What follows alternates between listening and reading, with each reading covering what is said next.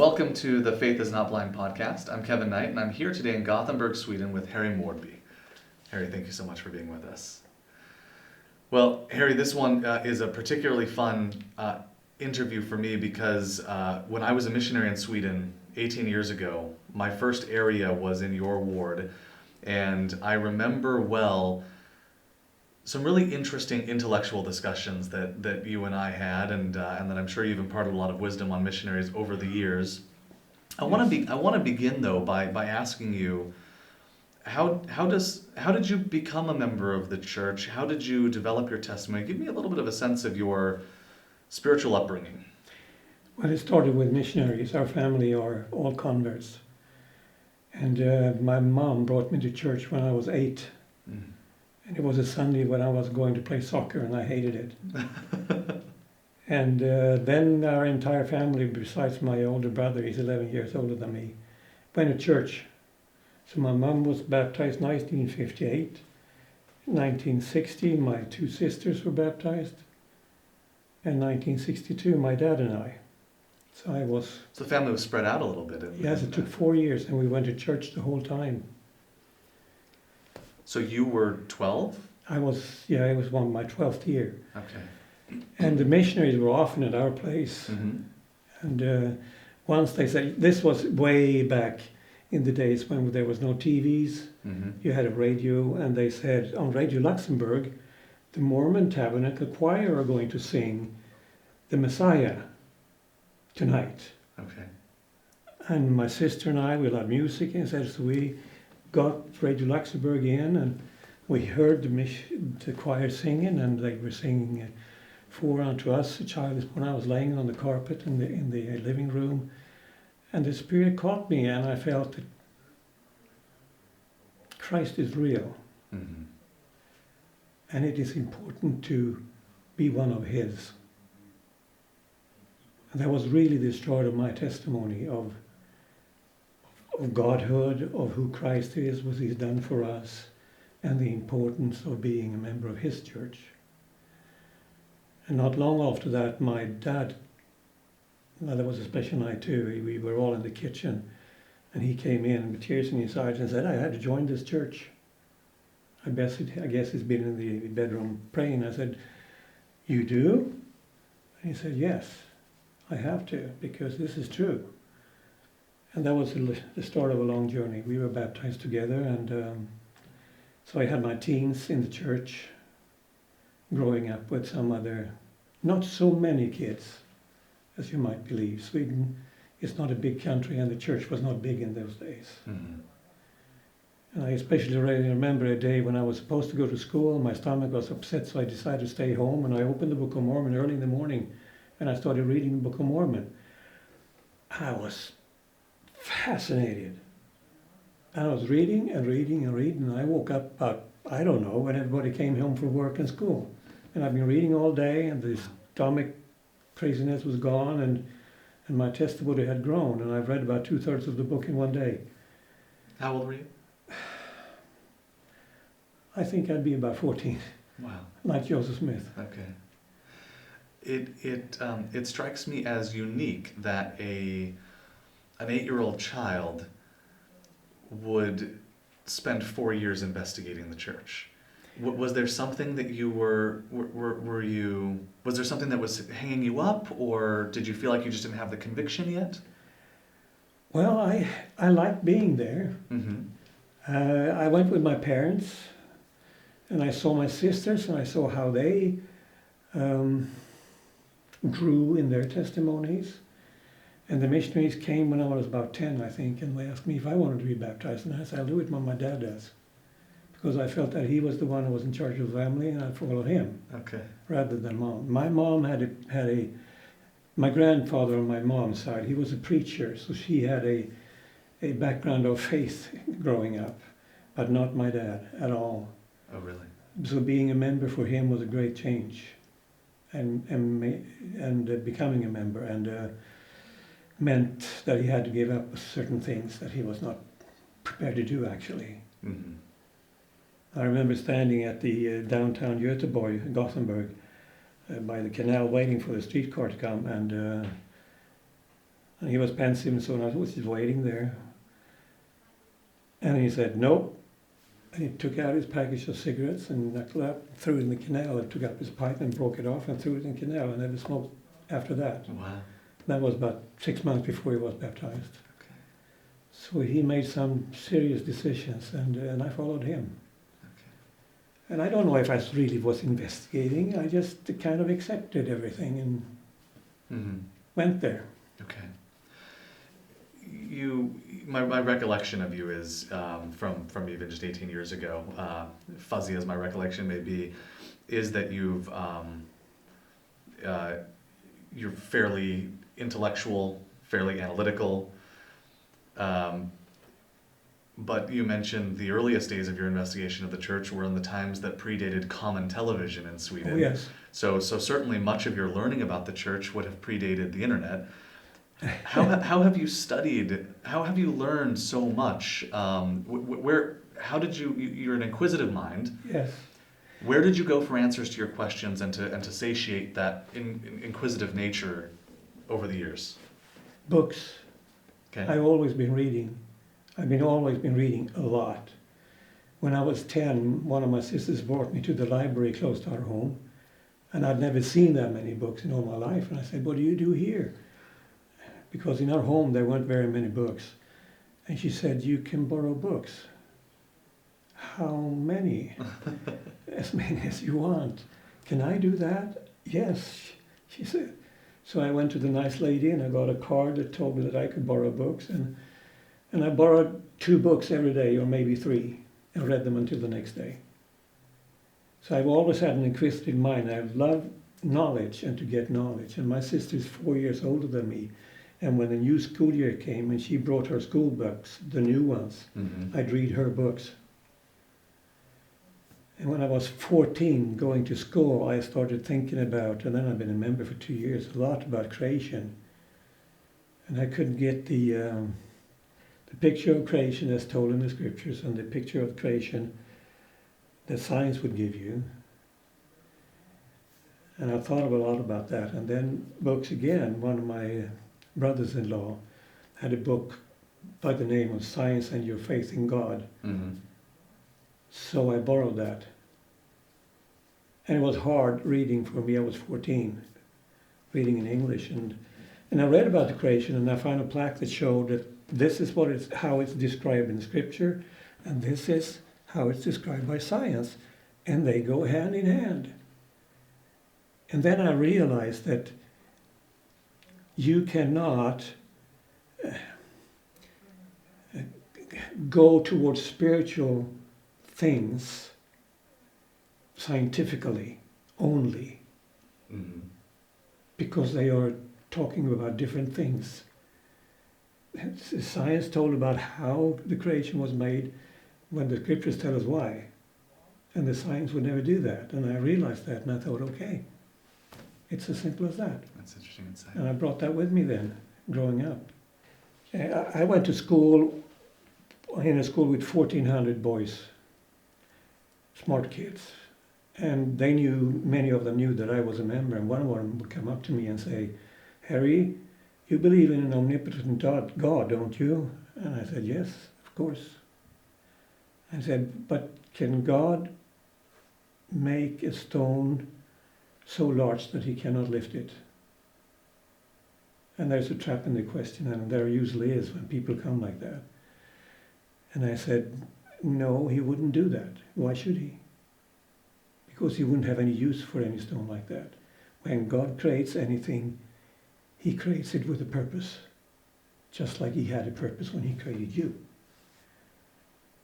And he dropped off. And I learned something through that, because many of the questions that came to me during growing up and in further years in the church, many of them were, if this, then why this? So the question is not then, but the question is the if. Right. You'll have questions like, if the Book of Mormon has the complete gospel, then why doesn't it contain something? So what the questioner is really saying is the Book of Mormon doesn't contain everything. Right. And there's no way to go into that and winning the discussion, just like you can't win this stupid, sophistical, large stone thing. Because any way you try to turn it, it won't work. Yeah. And how old were you when you were in that school? From 12 to 18. Okay, so you were a teenager when this I was a boy teenager. brought I this was a teen- intellectual riddle to you. Yes. So you've been exposed to skepticism and cynicism plenty in your life. Oh, yes. And you're an inquisitive mind with a voracious appetite for reading. Those two things coupled together, was there ever a time when you came across something about the church and you thought, wow, this is jarring or shocking, or how do I explain this? There must have been. Well, there was certainly a time when internet came into the picture, which opened up for knowledge spread from anyone. Anyone could put up anything out there. And this started in the, here in Sweden, came in early 90s, 80s, I'd say. And I was bishop at the time, and one of my very first interviews was a member who wanted to have a conversation with me. I said, yes, of course. And he said, I want to leave the church. And I said, really? How come? And I thought he was going to start whining about things in the war or whatever, but he didn't. He was chopping at the roots of the faith, of Joseph Smith, of the Book of Mormon and things like that. And I said, well, of course you can leave the church. The procedure is that you have to wait 2 weeks and then it's just paperwork and then it's done. But you need 2 weeks to think about this. And then he said, Harry, try the internet. And then he left. So I did. I Googled. Well, it wasn't Google then. It was something else. But anyway, all the answers that came up were not from people with faith. And I thought, this is kind of dangerous. I'm going to cope with this, because I realized that he's not going to be the first one.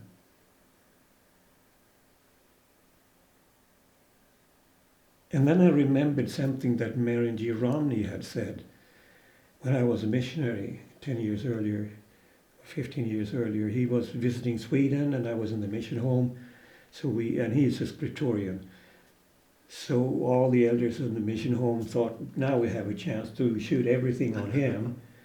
And we did every meal, And then one meal he sighed and he said, elders, it's like this. There are many things in the scriptures and in the gospel that I don't understand. And questions that I cannot answer. They don't bother me even half as much as all the things that I understand but don't do. And I started thinking about that again, because you got the world here, the science, you got the creation from my teens, and it's the same thing over again. What is the most important thing? My relationship with Godhood and what He wants me to do, or what the world throws at me? And that's how I coped with that. I can take an example. We talked about that the other day, my wife and I. My wife's father turned 98. He's an old man. And we talked about him in the war, in the World War II. Mm-hmm. And Sweden was neutral on paper. But he was standing guard in Helsingborg, way south in Sweden, where the German soldiers came over from Denmark and took the Swedish railway up towards Norway. Mm-hmm. And they were all standing guard to see that nobody tried to desert into our country. Right. And we asked him, how do you feel about that? And I said, we were mad at them, he said. But our officers told us we could do nothing, just stand there and show a stone face. And I said, some of my friends wanted to shoot them. But we couldn't start that. And now that's one part of the story that you don't read in Swedish history books. On the other side, I know that there are Norwegian resistance that go over the border every time they've done something to the Germans, some sabotage.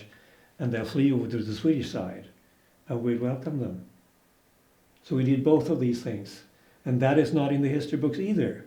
So who knows the history? Well, you could talk back to my 90-year-old father-in-law, because he was there, but not very many are there. The Norwegian resistance had training camps in Sweden's forests and mountains. You cannot read about that. So when you come into history, you get only fractions of what really going on, Right.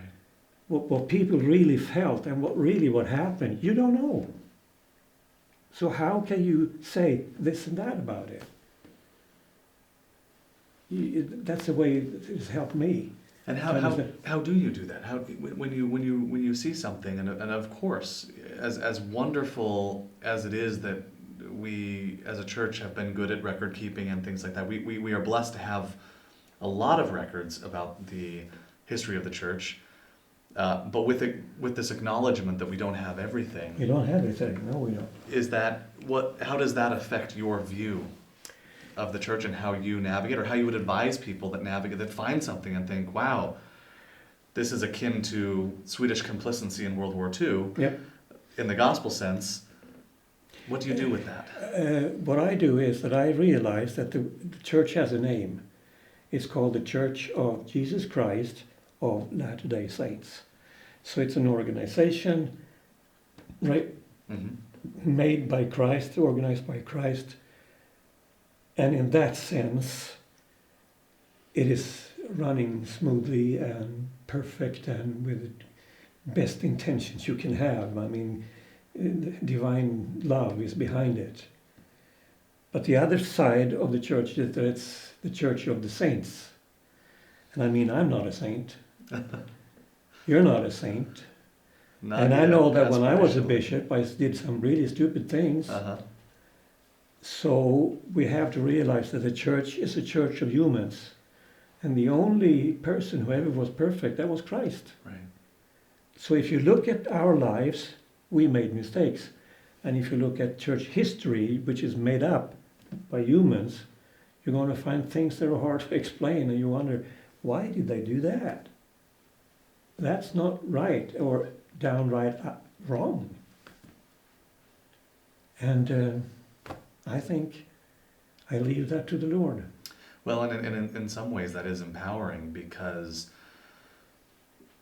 we grow so much through our efforts of trying to serve and trying to follow Christ, and being willing to be an imperfect bishop, for example.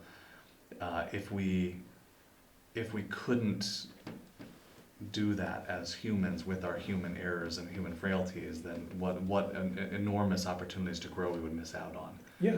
In earth. And we need to be patient with one another as we all, imperfections and all, try Yes. to progress toward Christ. And I am really, what is the word, safe or secure with Christ from the days on the carpet when I hear them sing about him, Yeah. the Tabernacle Choir.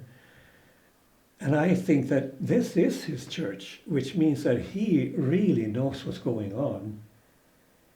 He knows who I am, and he accepts what I do, being imperfect. He uses my service for good. And that's a great thing for me. And he does that to everyone else. And shall I judge them? And then they say, why isn't this person or this person doing better? Because I'm not. But Christ is accepting that anyway. And that's how I feel about that. And one of the themes that I'm hearing from your story is so much of your testimony is anchored in that experience you had as a child, listening to the Messiah, listening to the Tabernacle Choir perform the Messiah on Radio Luxembourg, lying on the carpet in your home. And that was the beginning of a relationship between you and God, and between you and your Savior. What would you say to somebody who doesn't feel like they've had that child lying on the carpet experience? Is it too late? How can somebody get that? How important is that? What advice would you have? Well, the advice is to try the experiment of Alma then. You have the desire to have a little faith, and You have to pray about that. And when hope you for get it. that little tiny seed, and you have to work on that. And I think that works for everyone. And in fact, for you, you waited 2 years as a child before you had Yes. going to church for 2 years before Yes, you got yes, that. But you even wanted 4 years. 4 years. That's right, 4 years until you. Yes, yeah. I think that is the way for everyone. And then I think what is happening today is that many people forget, and they forget quickly. And I think of the story when I was 12 and I had been baptized, and the next Christmas, that was 1962, my sister and the husband who borrowed me the book, lent me the book with the Science is Your Faith of God. I still have the book. They gave me a 3-in-1. I hadn't had that before. Mm-hmm. And I started reading the Doctrine and Covenants, and soon I came to the part where Oliver Cowdery and Joseph Smith were translating the Book of Mormon, and Oliver wanted to do it too. And I realized that Oliver had prayed a lot in the home of Joseph Smith Sr. before going to offer his help. Mm-hmm. And now it doesn't work for him as easily as he thought it would be. And then the Lord says to him, "Don't you remember the night I gave you answer?" I don't know it word perfect in English. And he said, "What more answer can you have than from God?" And if we don't remember that, I think we can be in a fix. So I think you need to go over in your mind often the things that the Lord actually has given you over the years. Yeah. And I also think that many of us don't get the big Paramount Pictures start movie revelation. It can be very, very tiny, but real. As my feeling was when I listened the first time. Right. Not always angelic visitations and dramatic events, but sometimes No, that. no, and then you have to trust that. But you have to trust that. Yes. And maybe you also, one of the gifts of the Spirit is that you should trust those that speak the word of knowledge and faith. And work to get that gift to actually accept that you say it and that it might be true for me as well. And then I will grow into the experience of Alma, and I think it can take a time. It's not. This is no quick fixes here. There are no quick fixes here. Yeah. Thank you, Harry Moore. Is that an answer? This is a great. Well, it's a great answer because I can think back to moments of my childhood where I had similar experiences, and it would be maybe not easy, but possible to doubt them. I'm grateful that I had some of those experiences as a child because I think it set me on a path to continue to nurture and develop my testimony. But then I think even in this conversation, my testimony has been strengthened by hearing your experience, and I think that's a very, very valuable part of the equation that we sometimes leave out. And that is, and it's one of the reasons why we go to church, and one of the reasons why we go to Sunday school, is that conversation from other people, that support, that sharing of testimonies from people who we know and people who we can trust, and we can our testimonies don't stand in isolation, I guess I would say. No, they don't. And the Lord told me once that there is no way you can rush into things either. After my mission, I went into the army, and after the army, 11 months there, terrible time, waste of time. I was called, I was 22, to go to the temple in London and translate the temple text, retranslate it into Swedish, because they were redoing the entire thing for all the European languages. So gathered in the Swiss temple, there was one of them that we had at those days, were all the Romanic speaking people, and in London they gathered the Germanic speaking languages. So there were 2 ladies from Norway and Denmark, a 92-year-old patriarch from Holland, and a professional interpreter, an Austrian, for German. He later became the temple president in Switzerland. And with this group, 5 people, I sat for 5 weeks retranslating this text, every morning discussing, what does this mean? How do you translate it? What is the real meaning of these things? And my understanding of temple things grew immensely during those 5 weeks. And then our temple traveled to Switzerland, and there was Imoloshin, this fellow that I had befriended in London, and he'd given the call by the first president. They told him, make the temple a place of learning. So he gave lectures before every session on different topics. And then I understood more. And starting a family and having small kids and work and go to Switzerland is a hard thing to organize. So my wife and I made it so I would go 1 week and she'd go another week for an entire week, and the other one would be home with the kids. And I went one of these weeks, and I thought, wow, I went to the temple, I want to learn so much. And I didn't learn a thing. And I was really disappointed, because I had anticipated so much. And on the bus on the going home, the Lord sometimes teaches me things through dreams. I was dozing off, it was the middle of the night, and I was passing a place where there is a sandy beach on the coastline of Sweden. And you got the ocean, you got sand, and then you got, what do you call that, a dune? And on the other side you got bushes. Right. And I saw myself crawl in under these bushes and finding my way on the ground among all the roots and things. And I saw myself understanding more, so I could start standing up. And this was really, really messy because there was branches everywhere. And then I got so high up that I got my head over the bushes so I could see even more. And I started crawling up over this dune. And I thought, this is the Lord telling me that I know a few things about the temple. And when I came to the top, I saw a vast ocean of knowledge that I knew nothing about. And I was calm. I realized the Lord was telling me, you knew a few things, son. There are a lot more awaiting you, and be patient. It will come. And some things has taken 40 years of temple attendance to realize what they mean to me. And maybe some of us need to not run before we can walk, and give the Lord the opportunity to do it as His due time. That's very insightful. Thank you, Harry Morby. Really appreciate you taking some time to share your insights and your testimony and your advice with us. Thank you.